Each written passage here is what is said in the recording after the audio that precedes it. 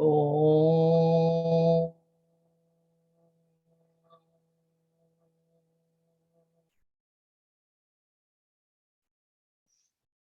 Om.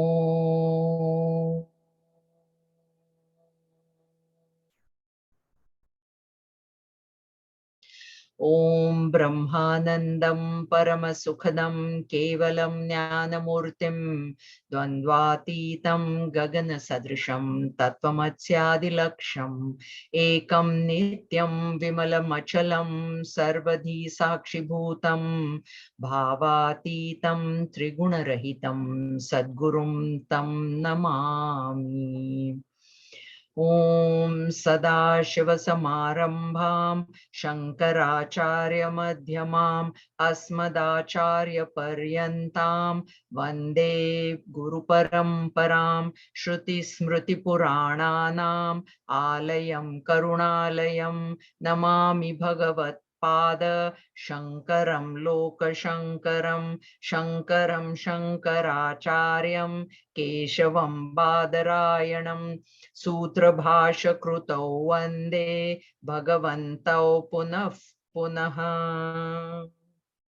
Om Samasta Jana Kalyane Niratam Karunamayam Namami Chinmayam Devam Sadgurum Brahma Vidvaram Sadgurum Brahma Vidvaram. Om Sahana Bhavatu Sahanau Bhunaktu Sahaviryam Karavavahai Tejasvinavadhitamastu ma vidvishavahai. Om Shanti Shanti Shanti.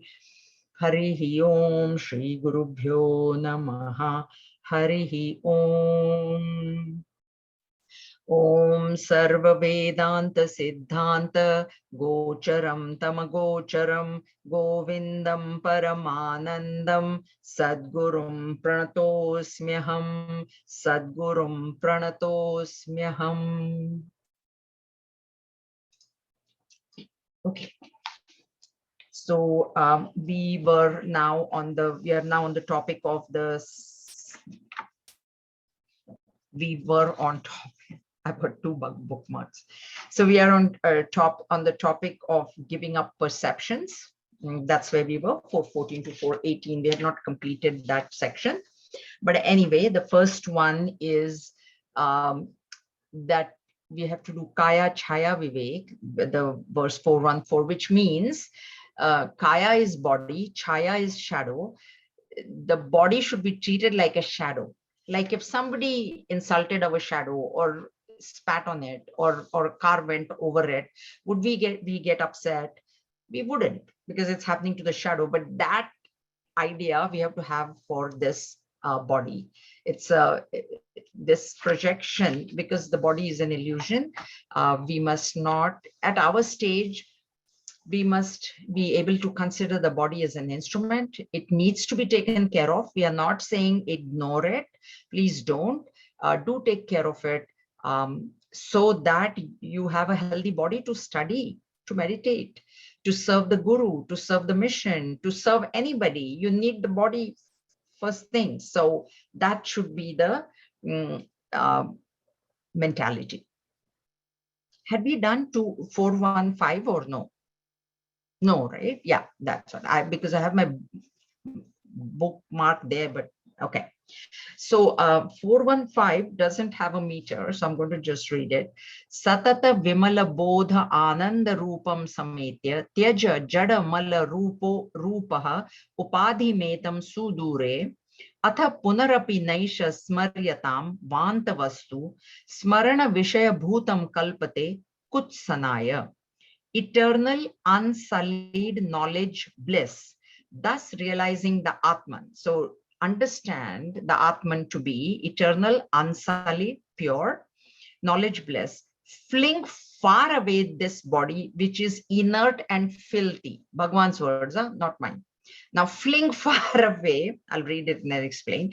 Then think of it no more, for a thing vomited brings disgust to the mind when remembered. So the idea is, there is no physical throwing of the body. You cannot throw the body anywhere. Physical throwing is to give it less and less reality, less and less importance. Like we think body is so important, like what will people say if I look like this and look like that, and I should look younger and do this and do that. Those sort of ideas should be given up. The body should be maintained healthy, not necessarily to look beautiful. The thing is, if you have a healthy diet, a healthy routine, a healthy exercise, already automatically this beauty of the body will follow. Just because you're looking just after the external beauty doesn't mean it will give you health. So people don't realize that internal health is more important. So he says it is inert. We have seen this many times. The body is made out of the inert matter, and therefore it is inert by itself. The reason that it can speak or act or run or walk is because of the presence of the pure consciousness. What needs to be realized that I am that pure consciousness and I'm not this body. And then don't think of it that much. The whole day now you're going to be after that body. What should I do for the body? What should I do? That sort of thing, don't like make it your top priority. Body should not be top priority, but not that we totally ignore it. This has happened to a friend of mine, my classmate, because she was into this studies, and then she came to a stage where her knees were so bad and she couldn't walk. And I asked her, I said, how come you let it go this far? She said, because the teaching is I'm not the body. She said, yeah, you're not the body, but body needs to be taken care of. Now, both knees surgeries, knee replacements have been done. In 1 year, both knees were done. Now she's okay.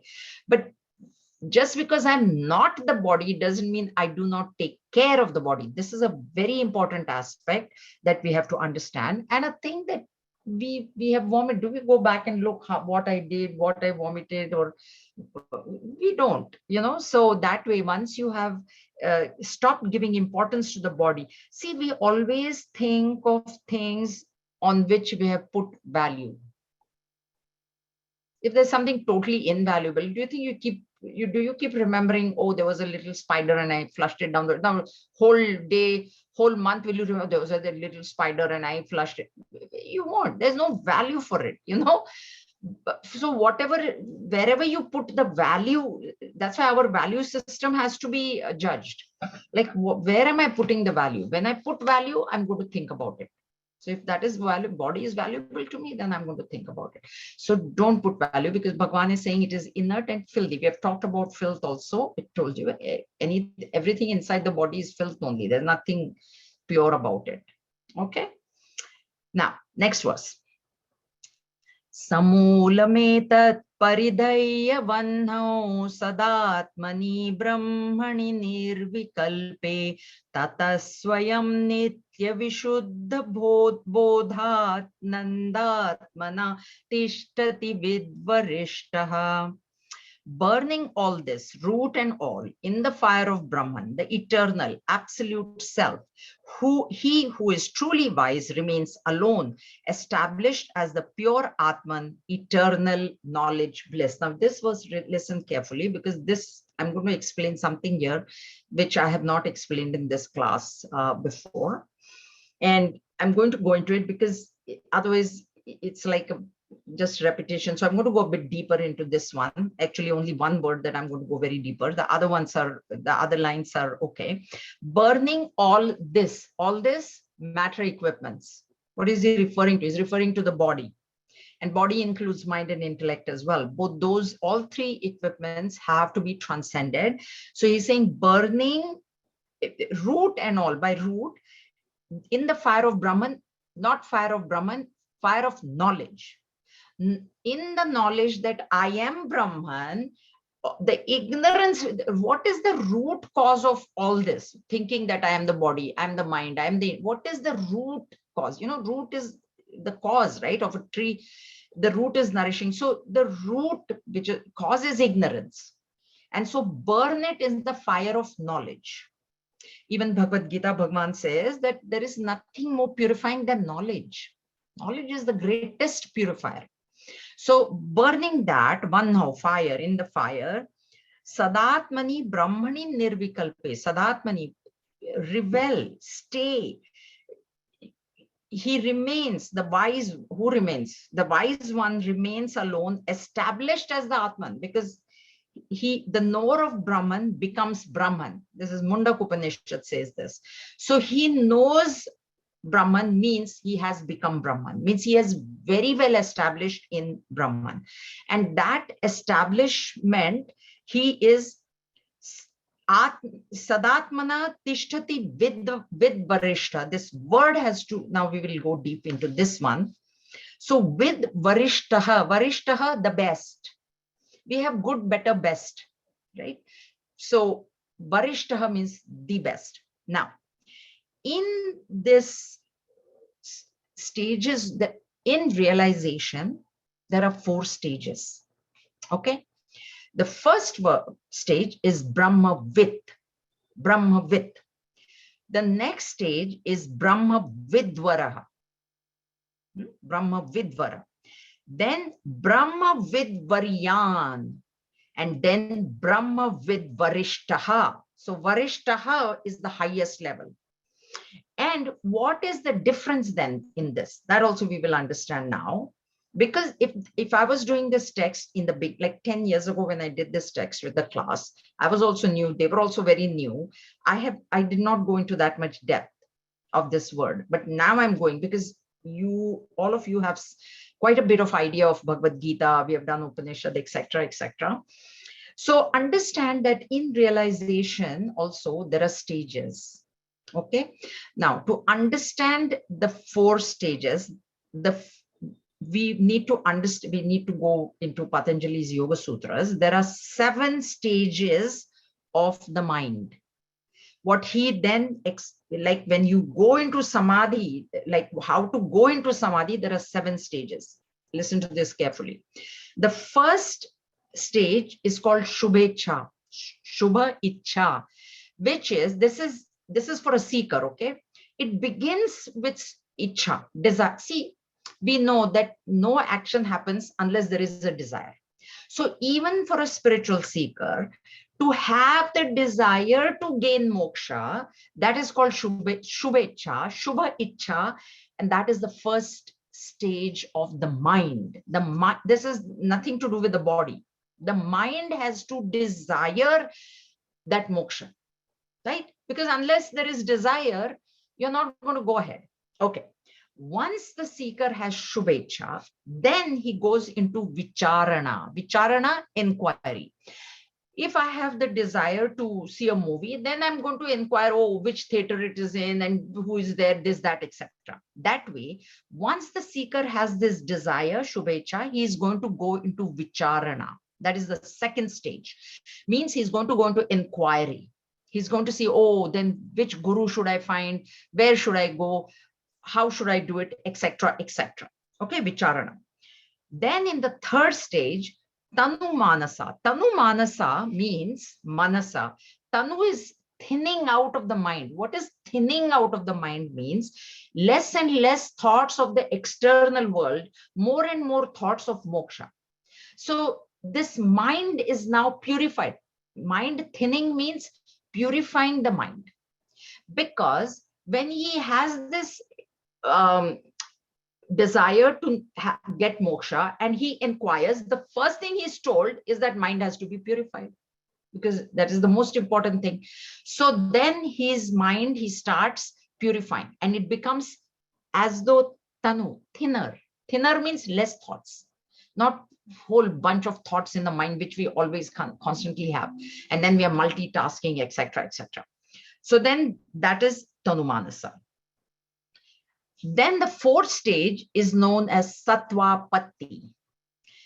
When the mind is purified to a certain extent, he's practicing Samadhi, and a certain amount of purity, he will go into Sattvapatti, which is the first stage, Brahmavit. There are 4 stages there, I told you. Brahmavit, Brahmavidvara, Brahmavidvaryan, and Brahmavidvarishtaha. This is the first step. Brahmavit. Vit is to know. He knows Brahman means he becomes Brahman. And at the stage of Sattvapatti, he gets liberation when the body falls, because it is realization. So the fourth step of the mind, which is Sattvapatti, is the first stage of realization, moksha. He will get, once his body falls, he will get realization. But a Brahmavid is not a Jivan Mukta Purusha.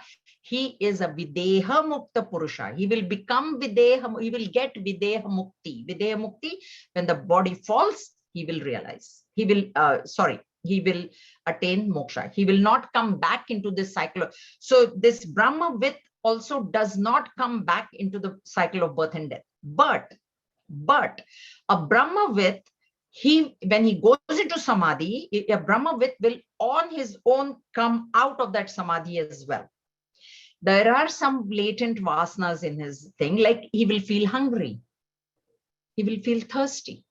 Suddenly he will have a thought, oops, I have to do this, and he will come out of it. Okay, so the fourth step of the stage of the mind is the first stage of realization. From Sattvapatti, he goes to asakti. Asakti is, sakti is attachment. So when he gets Sattvapatti, he's meditating and he comes out, but then he has experienced the bliss of Brahman. So he wants to go back in there. So every day now he's getting sort of addicted to that. Like Raman Maharshi, we saw, he became a Brahmavid at home when he was 16. And he thought, oh my God, why do I need all this? I don't even need food, because in that stage. So he went off and then he started practicing meditation. So this is where, that's why, see, some people have this wrong notion that once they realize, they just realized. There are stages in that also. Okay, so asakti means now he's getting more and more detached from the world. So what happens is, the result of that is a Brahmavidvara. He's a Brahmavidvara, means he remains in samadhi for longer and longer periods of time, where the disciples now have to come and wake him up. Oh Guru, it is time for you to eat. You have not eaten for 2 days. You have done this, you have to do that. And the disciple will wake him up. He will not come out of it on his own. Brahmavidvara. Brahmavidvara he becomes when the Brahmavid practices. It's same like our driving. We get a license. So license is Brahmavid. Okay, then you go on driving, and now you're getting more and more expert at it. So then you go on doing samadhi, like you go into samadhi, every chance you get, he will go into samadhi and he will stay there for longer and longer periods of time. Okay, then the sixth stage is Padartha Abhavana. Padartha Abhavana means, Padartha means objects. So now none of the objects are, he goes into samadhi and there is no external stimulus which affects him. So even if the students are trying to wake him up, he's cut off from them. And that is Brahmavidvaryan, which is superior to Brahmavidvara. Brahmavid, Brahmavidvara, Brahmavidvaryan, and Brahmavidvarishtaha. These are the 4 stages. After Padartha Avana, the Padartha Abhavana, these stages, these 7 stages are of the mind, okay? And then this comes the 7th stage, which is Turyaga, which is the state Turiya, what we heard. We heard the 3 states, waking, dream, deep sleep. And we always said the 4th stage is Turiya state, Turiya, that is called Turyaga. And that is the Brahmavid Varishtaha. Now, once he reaches Brahmavid Varishtaha, generally it is said that they will leave the body in 21 days. And this is how Santa Jnaneshwar or whoever has taken samadhi, that is what they have done. They've gone to Brahmavid Varishta stage.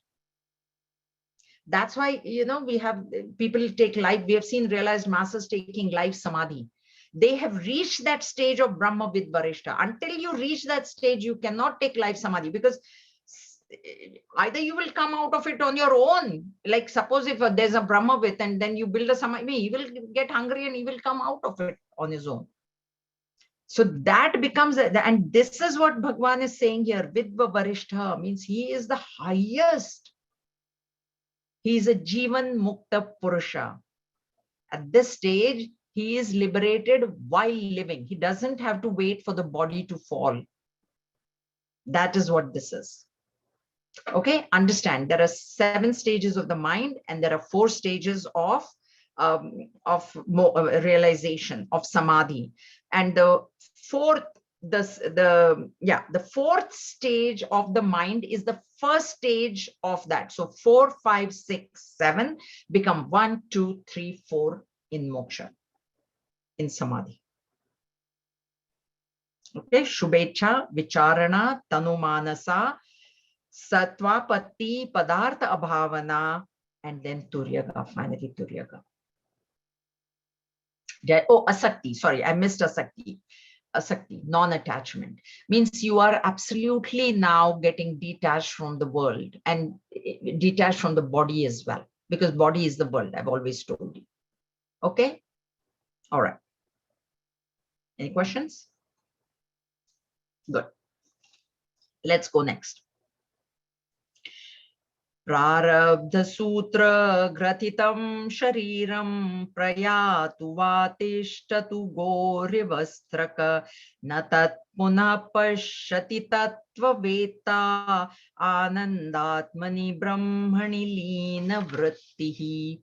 This body is woven from the fiber of prarabdha, and the knower of truth is not concerned whether it drops off or remains as the garland around the cow's neck, for his thoughts are reposed in Brahman, the quintessence of bliss.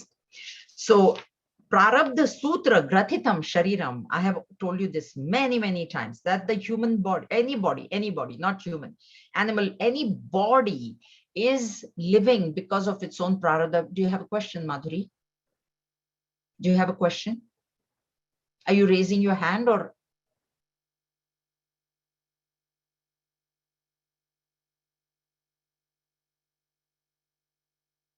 Madhuri, do you have a question? Can you hear me? You're muted.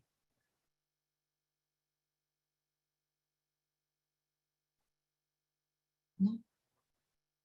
You have to unmute yourself, Madhuri.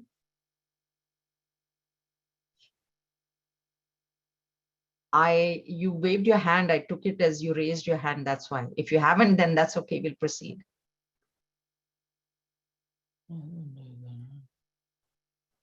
Madhuri, can you hear? If you can hear me, raise your hand. You can hear me. If you have a question, unmute yourself because I can't hear you. No, I just got connection loss, so that's why I raised the hand. I could not hear.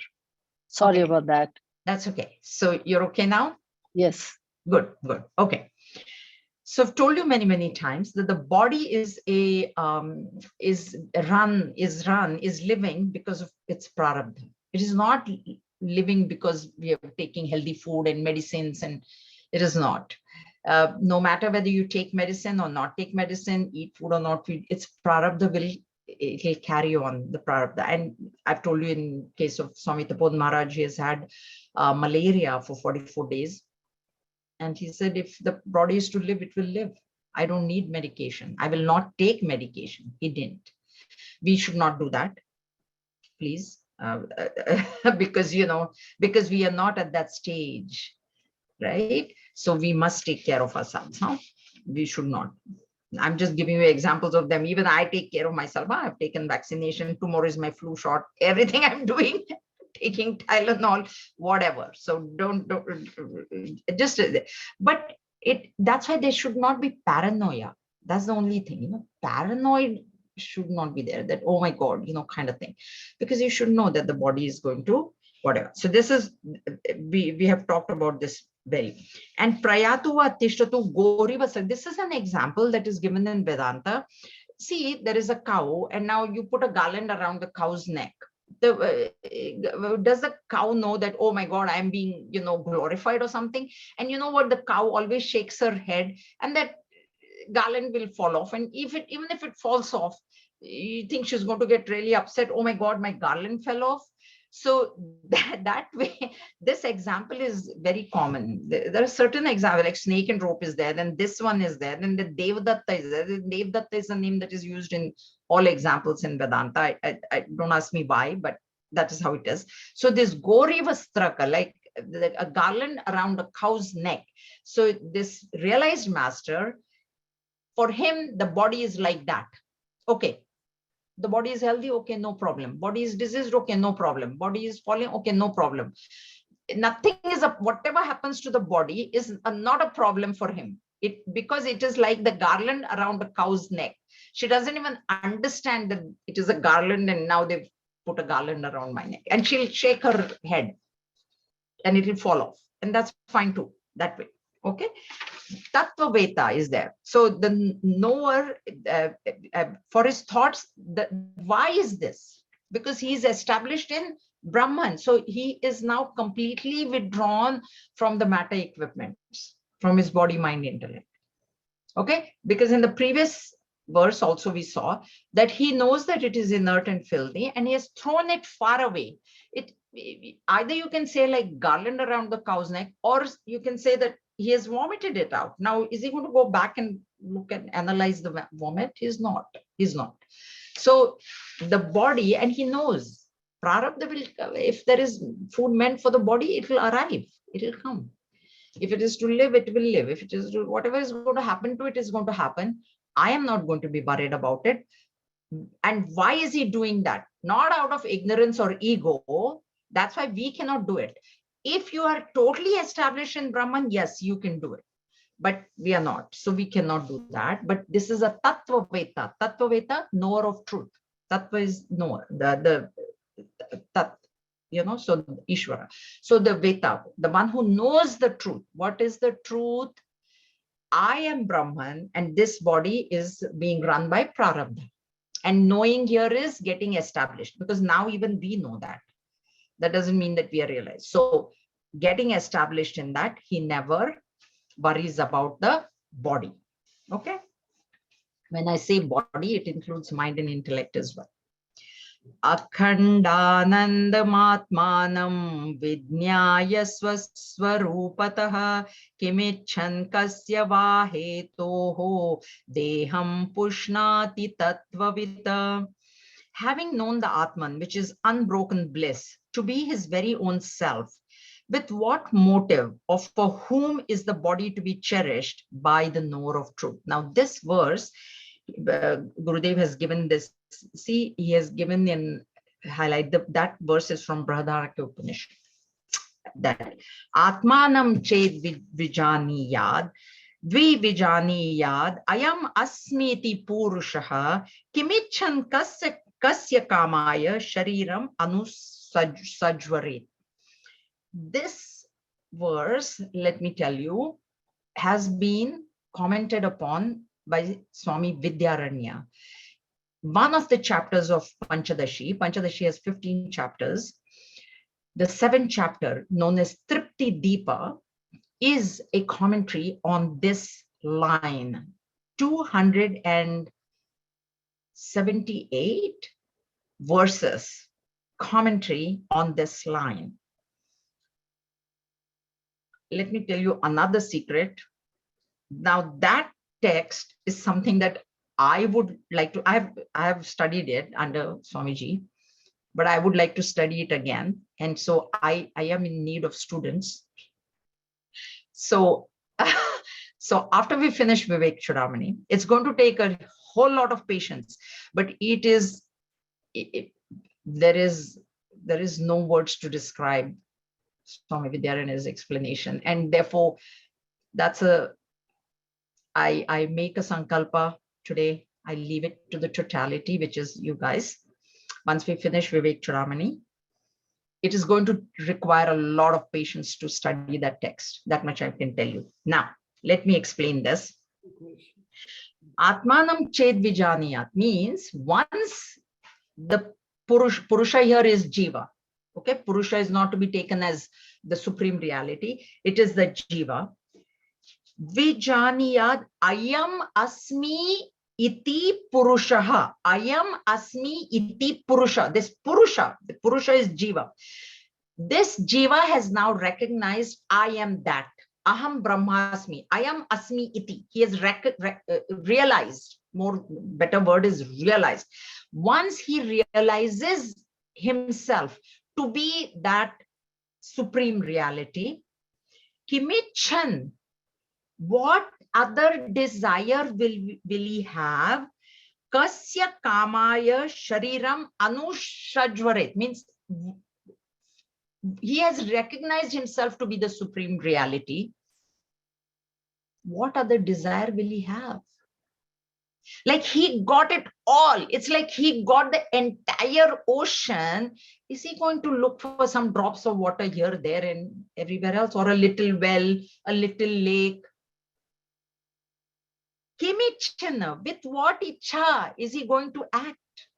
With what desire is he going to act? What desire is he going to have? I am asmi iti purushaha. Purusha jiva. He has recognized. And then he says, Kasya kamaya, for whom? Like whom? Because the I, which is desiring, which is the small I, like Gurudev says, which is the ego, has been completely dissolved. So the subject is negated in Kasya kamaya and the object is negated in kimichan. What object is he going to desire? 278 verses on this one line. I'm just telling you this, just this one. This is just the superficial meaning of this verse, which is pretty deep, which is itself pretty deep. So you can imagine how much Swami Vidyaranya would have gone deep into this one, right? It's beautiful, beautiful text. So this is what based on this verse from Brihadaranyaka Upanishad, this verse has been given by Bhagavan Shankaracharya. Having known the Atman, which is unbroken bliss, he has recognized, we have talked about this, see, he has recognized himself to be the source of happiness. Is he going to go after some little objects for happiness? One who is himself recognized. So no desire will be there. So because there is no desire, any action is preceded by a desire. Preceded by a desire. If there is no desire only, how can any action come out of him? And then who is there to desire also? Subject is negated. Object is negated in kimichan and subject is negated in for whom? Whom? That ego is gone. All that we are desiring for ourselves is for the ego. I feel good. I get this, I get that. I eat something, I hear something. You know, the five senses they take in for what? For happiness. Now he has recognized himself to be the source of happiness. Why does he have to this thing? Kimichan kasya vahetoho deham pushnati tattvavita. For whom is the body to be cherished? Because everything we are doing is for the body. The ego is negated. Okay, this is a very, very beautiful verse. And this Brihadaranyaka Upanishad, superb. Okay, any questions? What was the name? What does the text of this verses you said? The name of the text, Tripti Deepa. It is the 7th chapter of the Panchadashi. Thank you. Panchadashi, we say chapters, but each chapter is full in itself. Each chapter is a text in itself. This is the 7th one. This is the 7th chapter is the longest in, like how we have the 18th chapter of Bhagavad Gita, the longest. 7th chapter in Panchadashi is the longest, maximum verses. Okay, so far so good. Shall we proceed? Okay. Oh, Narayanji, if you can mute. Great, thank you. Okay, so let's proceed. The science of reality, its benefits. Samsiddhasya phalam tvetaha jivan muktasya yoginaha bahiranta sadananda rasa swadata matmani swadan bahiranta sadanandaha Saswadanmatmani. The perfected yogi who is a Jivan Mukta gets this as a result. Within and without, he enjoys eternal bliss. Jivan Mukta, this is the description of the Brahma with Varishtaha that we saw in the previous verse. I told you, Brahma with Varishtaha, the supreme most. So he is a Jivan Mukta, means liberated while living. He's already liberated while in the body. It is not, it is greater than Videha Mukti. So of course, because see, a person who is who is a Brahmavit, say, Brahmavit, all the other three are Videha Muktas, the first three. So Brahmavit or Brahma Vidvara, Videha Mukti is there, doesn't mean all the vasanas have gone away. That has to be remembered there. Like there'll be a vasana of anger, those will remain, those remain. They have to be burnt in going into deeper and deeper and deeper samadhi. And when he reaches this stage of Brahma with Varishtaha, all his vasanas are burnt away. All. Absolutely all. Such a person is called as Jivan Mukta, because even while living, he does not that they will have any, like we have the example of the one who gave Bradharnak Upanishad, Yajnavalkya Rishi. He had students. He was a realized master. So the students were there, the ashram was there, he had 2 wives. And then he went and debated because he wanted wealth to run the ashram, not for his personal gain. But still, that also is a vasana. That I want wealth so that I can do good to other people. That itself is a vasana. And that he then recognizes that, oh, I'm not a Jivan Mukta. And that's why he then leaves and goes. He says, no, now I'm leaving everything. I want to work on annihilating all my vasanas. I should not have vasana of having a disciple. Like, see, this vasana, like just now I spoke, right? I spoke that this Tripti Deepa, I want to study. That is a vasana. It may be a good vasana. It is a vasana. Because that is what is creating desire in my mind. Though it is a pure desire, but still it is. We have to go beyond good and bad. Okay. So he says the perfect gets this as a result. He's enjoying perfect bliss within and without. And that's the reason that he has nothing more to do in this world. All our efforts are for happiness. He has gained that. He has no more anything to do. Kasya kamaya, that is what. Kasya, for what will he do? All the things we are doing is for happiness. He gained that happiness. Now why he should do anything? Doesn't have to do anything. He can just go sit. He's happy. Vairagyasya phalam bodhaha bodhasyoparati phalam swanandana bhavat chanti eshai uparate phalam. The fruit of dispassion is knowledge. That of knowledge is withdrawal from sense pleasures. The fruit of this withdrawal is the experience of the blissful self, and peace is the result of this experience. So first we have to begin with dispassion, and even before dispassion, actually, what has to come is viveka. How will dispassion come if I don't even know that this thing is poisonous? Will I have dispassion towards that object? I can't. I have to know first. So discrimination will bring dispassion. What is the discrimination? That there is no happiness in the world of objects. That is the discrimination we have to have. Very simply said, very difficultly done, but that is the discrimination. And it will give you a certain amount of dispassion.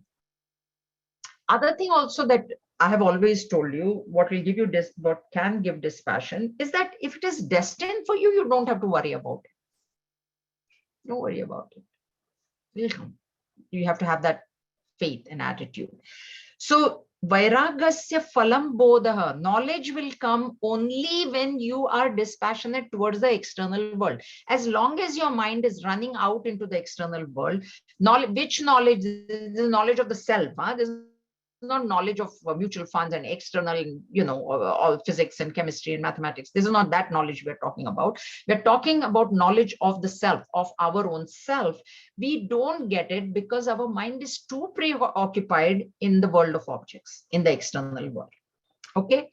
Once that knowledge comes, what knowledge? I am asmi iti purushaha. I am asmi iti. Who am I? I am that pure self. Automatically, you're going to withdraw from the world. Uparati will come. Uparati definition in Tattva Bodh, Bhagavan has given very good definition. He says, Swadharma Palana. Uparati, if we, all of us just followed what our dharma is, we would not be bothered about what other people are doing. Neighbor, where is he going? Where is she going? Why is she doing this? Why is he doing that? Because it is not our business. That's why I told you once, if it is not our business, don't talk. Don't talk. It's not my business. If they ask you, you talk. Otherwise, don't. So this knowledge that I am that pure self will give withdrawal. And what is the knowledge? The withdrawal from sense pleasures means withdrawal from external objects. And when you withdraw completely from the external objects, you will experience that bliss. And then why should I experience the bliss? There will be eternal peace. Actually, what we are looking for is peace. No?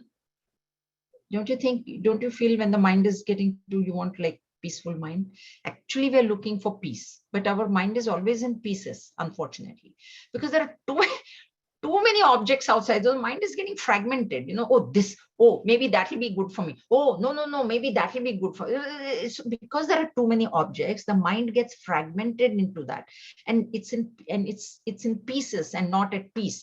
But as you start going within there is only one thing, Atma, Brahman. Only one thing is there. So there is nothing the mind cannot get fragmented. It doesn't create the aham idam dichotomy. That is what is creating havoc in the mind, in our mind. So the final result is peace. So if you want peace, then we need to practice withdrawal. Withdrawal from the sense objects of pleasure. And if I have to withdraw from there, I need knowledge to withdraw. What knowledge do I need? That happiness is not there. That knowledge I need. Unless I am firmly established in that knowledge, why should I withdraw? Why should I withdraw? I have to be firmly established. And that knowledge will only come from dispassion. And actually, dispassion will come from discrimination. So discrimination also is a type of knowledge. What is the knowledge there? A difference between self and not self. Then that will lead you to dispassion. What is dispassion? Please understand dispassion, not being hating. I don't like this, so I'm very dispassionate towards this thing because I don't, no. Dispassion is going above likes and dislikes. So whether there is a thing that I like or whether there is a thing that I don't like, and thing means object, situation, person, I remain the same. That is dispassion. That's why dispassion is going beyond like and dislike. It is not a dislike. You cannot say, if I don't like something, papaya or some fruit or something, I'm very dispassionate. That is not dispassion. That is hatred. That is dislike. So that has to be understood very, very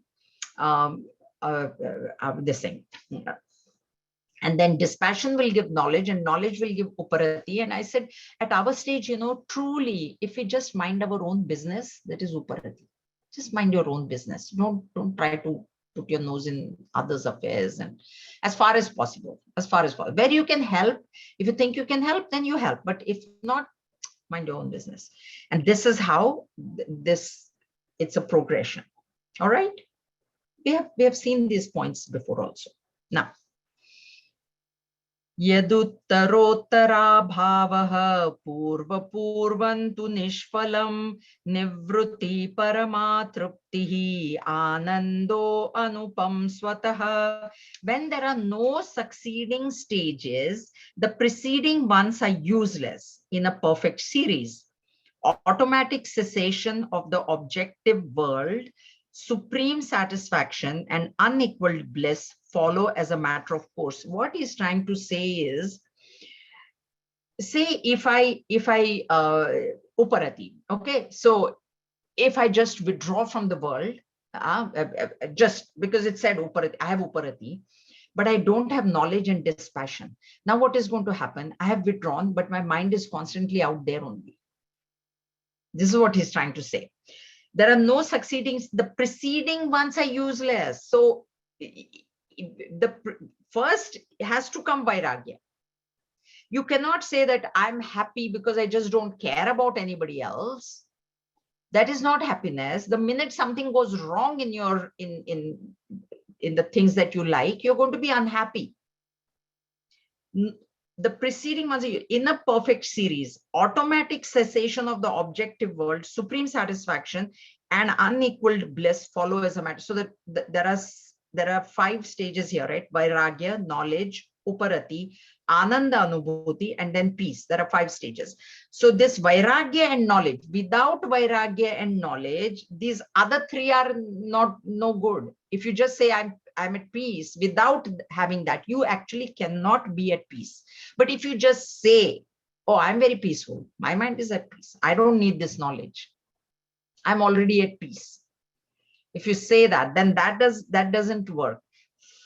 This has to go like a domino effect. It is, you have vairagya, then you have knowledge, then there'll be withdrawal of the sense organs from the sense objects. That will give you the happiness that which is within you anyways. It is not outside, and that will give you peace. When you're happy, you will be at peace. All right. Uttara bhava. I have underlined, probably it's in my book, it's on the next page. It is the second verse. If you have objective knowledge but no vairagya, that knowledge is of no use. See, Gurudev has put it. If you are practicing self-withdrawal, the self-withdrawal is only escapism. It will never, if you are practicing self-withdrawal, but if it does not lead to subjective knowledge of the higher, the self-withdrawal is only escapism. It will never be creative. Each succeeding stage can be fruitful only if you have cultivated the noble qualities of the earlier. Okay? Understood? The other things that I've underlined here is in the next paragraph. Escapists from life cannot claim an entrance to religion. You know, when you have a duty to perform, if you have young children and you say, oh, I want to do it, I just want to, it's same like what Arjun was trying to do. It was his duty to fight, he was trying to run away. If we are doing that, that is escapism. That is not withdrawal. He thought it was withdrawal. Bhagwan didn't think it was withdrawal. Therefore, he didn't allow him to do it. Okay? Religion in its highest realms is reserved only for evolved persons who have cultivated through sustained self-effort the necessary perfection. Evolution is not an accident. It is a logical development and has its stages. Every evolute will have to go through all the preceding stages before he can climb to the final stage of evolution. Swami Sharda Priyananda from Chinmaya had come many years ago to Vancouver, and what she said was, sometimes, you know, we see people suddenly very evolved, very peaceful, or they're very much into bhakti or very much into knowledge. Because what she had said that time also, she said actually all 3, karma yoga, bhakti yoga, and jnana yoga, are required for sannyas. But then we see some masters, they are into knowledge, like Gurudev. She actually gave example of Gurudev, that he was, you know, just giving knowledge. He just had knowledge. Vivekananda. She said, don't think that means in the previous births, they have done bhakti and karma yoga. So in this now, to fulfill that last stage they are doing. So there is no escapism from karma yoga. If you don't do it this time, you will have to do it at some other time. Now that we know it, may as well start doing right now. And it will give rise to purity and then to knowledge, etc., etc. So in the ultimate analysis, everybody has to go through this, if you're desirous of moksha. But most of us don't even know what moksha is, unfortunately. Now that we have come into this knowledge, now we know. Okay. Now, Next one, Gurudev has written, Shankara continues enumerating the result of this great experience.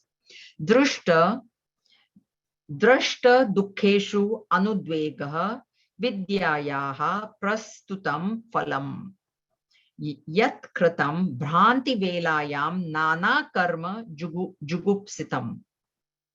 Paschat naraha vivekena tat katham kartum arhati. The result of knowledge is nonchalance towards worldly sorrows.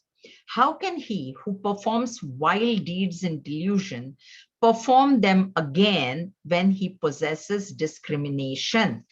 So what he's saying is, when in the previous, before realization, a person may have done something, like I've given you the example of Bhikshu Gita, where he was a loan shark and he was loaning money for interest and he was also troubling them very much. Then he realized by some fluke, his previous Purva Janma Punyai, he realized. And after that, will he again go into the business of loan sharking and giving money and troubling other people? This is what he's saying. Paschat naraha vivekena tat katam kartum arhati. Means once he has that discrimination, when will he have the discrimination? Full discrimination, when he has realized. We start with discrimination and then go into realization. Once realization happens, there is complete discrimination. Like the highest viveka will come of the self and the not self, that I am the self and everything around me is the not self. If it is the not self and I am the self, will he again do acts whichever he was doing before, whatever that he was doing? This is what it's like a rhetorical question. Perform them again when he possesses discrimination? Question mark. Once he realizes, it's the same idea, Ayam asmi iti purusha. Once I recognize myself to be that pure self, for whom will I do actions? What desire will I have? How can I have any desire after I realize myself to be that pure self? Okay. Vidya phalam syat sato nivratihi pravrittirajnana phalam tadikshitam tadnyaya yoryan mrugatrushnikadau noche dvidam drishta phalam kimasmat. Turning away from the unreal should be the result of knowledge. Attachment to the unreal is the result of ignorance.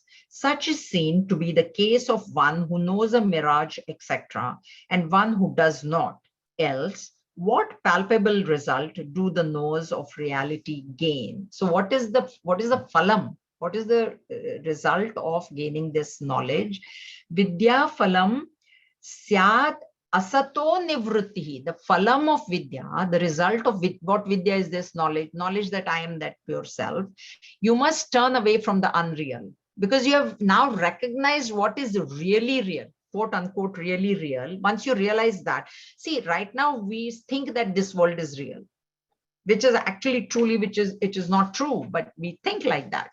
But once you gain the knowledge of the really real, you will automatically turn away from the unreal. This is what he's saying. Pravrittir ajnana phalam tadikshitam. Pravritti is what? Engaging in the world. There is two words, pravritti and nivritti, right? Pravritti is engagement. Nivritti is withdrawal. So when you get the knowledge, there will be nivritti. There will be a withdrawal, because you have come to know that this whole thing is an illusion. It is Maya. It is the not self. It is unreal. You will have come to know that. So there will be a natural withdrawal. But ignorance of what? Of my true self will give. That's why we say karma is in the realm of ignorance. Always. And to gain that knowledge, karma has to be, even karma yoga is in the field of ignorance. Please note, it is still in the field of ignorance, because there is dvaita. Wherever there is duality, it is ignorance. But karma yoga is necessary to reach that advaita. If you say this is ignorance, it's okay, then you will never reach knowledge. So to reach that, you need to do, in the dream, you need to eat only dream food. The real food is not going to satiate your hungry. In dream, you need dream food. So that's that way. In the state of ignorance, you need karma, and then you need that karma to go into karma yoga as well. Okay. So the phalam, the result of ignorance is pravrutti. The result of knowledge is nivrutti, withdrawal. That's what it's saying. And this is what is noticed in this Mrigatrishna. So this mirage waters is now being given as an example. Person is walking in the desert in the hot sun. He sees water, he runs towards it. So once he runs towards it and then realizes that it is sand only and there was no real water, will he again run after it? At least we should think if we are half intelligent, we shouldn't run again and again. We do that. We are doing that in the world. We are constantly running after other things. So this is what he's saying. Else, what palpable result do the nose of reality gain? Like, it's a rhetorical question again. Otherwise, what is the other gain? What is the gain? There's no gain. There's running stops. That's why I told you at our stage, we should stop running. And those various methods, which I've told you always. Have faith in destiny, have faith that if this is going to happen, it will happen. So don't worry. Okay. Not that you don't make an effort to gain something that you want. You do make an effort. You are hungry. You better start cooking. Better start thinking, what should I cook? What do I have in the fridge? I have to cook. That is not what we are saying. Okay. But don't be agitated about it. So we'll stop here today. We'll continue next time. Any questions?